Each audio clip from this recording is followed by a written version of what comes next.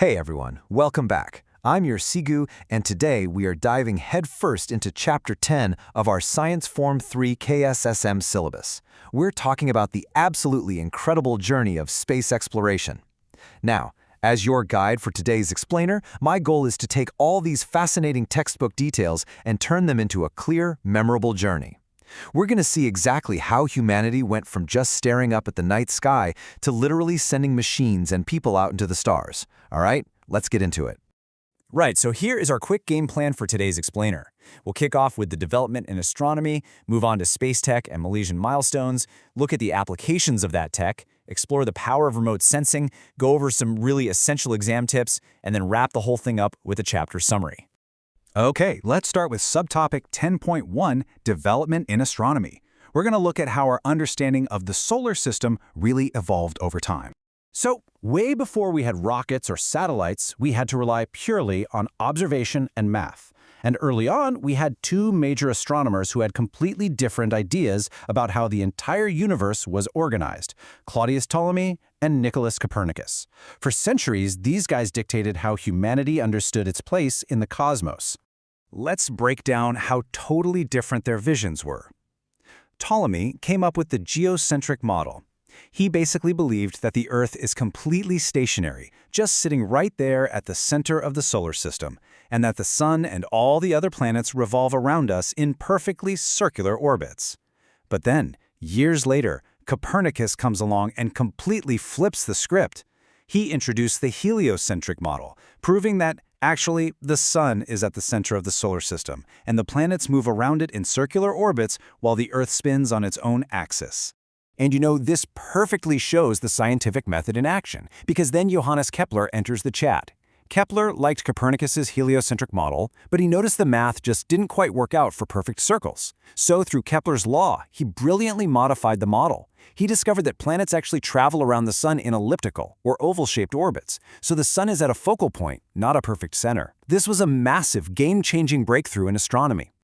Moving right along to subtopic 10.2, Tech and Malaysian Milestones. Let's trace the massive technological leaps that actually got us up into space. Space tech evolved at a frankly breathtaking pace. It actually all kicked off way back in the 11th century when the Chinese invented gunpowder and used primitive rockets in battle. Then, fast forward to 1957 and the Soviet Union launches Sputnik 1, the very first man-made satellite. Just a few years later in 1961, Yuri Gagarin becomes the first human to orbit Earth. Then we get the legendary 1969 Apollo 11 mission, where Neil Armstrong actually walked on the moon. And skipping ahead, we see the incredible global teamwork that finished the International Space Station in 2011. The sheer speed of this innovation is just wild. And hey, we have immense local pride here, class. Malaysia definitely hasn't just been watching from the sidelines. We launched our very own communications satellites, MESAT 1 and 2, back in 1996. Then, in the year 2000, we put up our first microsatellite, Tiyongsat 1. And to really cement our dedication to space, our National Space Agency, or Agensi Angkasa Negara, was officially established in 2002. We even sent our very first astronaut, Dr. Sheikh Mustafar Shukor, up to the ISS. Let's jump into Section 3, Applications of Space Tech. We know the timeline, but what exactly are we launching up there and why? Well, we rely on a few key categories of tools. First up, astronomical telescopes, like the famous Hubble and the Spitzer Space Telescope. We park these in orbit so they can observe deep space without our Earth's atmosphere blurring the view. Next, we have rockets. These are basically massive cylindrical engines that launch things into space using the raw force of combusting hot gases. And finally, satellites. These are essential for daily life. They interpret radio signals for communication, forecast our weather, and give us GPS navigation. Now pay close attention to this next one, the space probe. A space probe is a spacecraft that travels deep into space to gather scientific info from distant bodies. A great example is the Cassini-Huygens probe that traveled for 7 whole years just to study Saturn.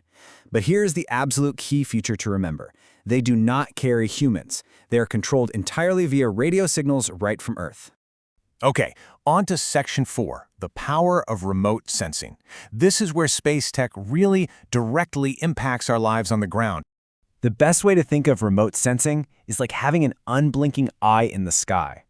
By definition, it's a method of gathering and recording info about an object or phenomenon from a distance without ever making physical contact with it. Satellites up in orbit use special sensors to detect reflected electromagnetic radiation coming off the Earth's surface, our atmosphere, and even the oceans. And this brings us right back to our own local tech. Malaysia's Tiongsaat-1 microsatellite is fully equipped for this. It actively uses remote sensing cameras to detect visible, ultraviolet, and infrared light produced by things on or even below the Earth's surface. All of this vital data is then beamed straight back down to receiving stations at the National Planetarium in KL and our Mission Control Station in Bangi. So why does all this data matter? Because we use it every single day. In agriculture, we use it to check on crop health. In geology, we map out natural resources. For disaster management, which by the way is a huge exam point, remote sensing lets us safely survey massive floods or even radioactive contamination without risking anyone's life. And of course, it's absolutely crucial for national defense and security. All right, class, Section 5. Grab your pens because it's time for some high-yield exam tips from your SICU. These are the traps I see trip up students every year. First up, a classic exam question will ask you to differentiate between the historical models of the solar system. Here is the trick. Just remember your root words. Geo literally means Earth, so the geocentric model means Earth is the stationary center. Helio refers to the sun, so Copernicus's heliocentric model means the sun is at the center. Get those roots straight in your head, and you will not lose marks on this. Another huge trap is mixing up a space shuttle with a space probe. Remember, shuttles like Columbia or Atlantis are built to carry astronauts, and they are designed to be reused and land back on Earth. Probes, on the other hand, like Voyager and Cassini, are strictly unmanned. They are controlled from Earth and sent on one-way trips to the furthest corners of the solar system. They are not coming back. Okay, let's head into our final section, Section 6, and wrap up everything we've learned in Chapter 10. Let's look at the big picture of why we do all of this. We always have to weigh the pros against the cons. Yes, space exploration comes with extremely high financial costs, and it can take years, even decades, to see the results. But the benefits are honestly staggering. It rapidly advances STEM fields, creates countless jobs, and expands human knowledge. Plus, tech developed for space constantly finds its way into our everyday lives. Magnetic resonance imaging, or MRIs in hospitals, memory foam in our mattresses, both originally space tech. But we must also solemnly remember the very high risks to our astronauts, honoring the tragic sacrifices made by the crews of the Challenger in 1986 and the Columbia in 2003.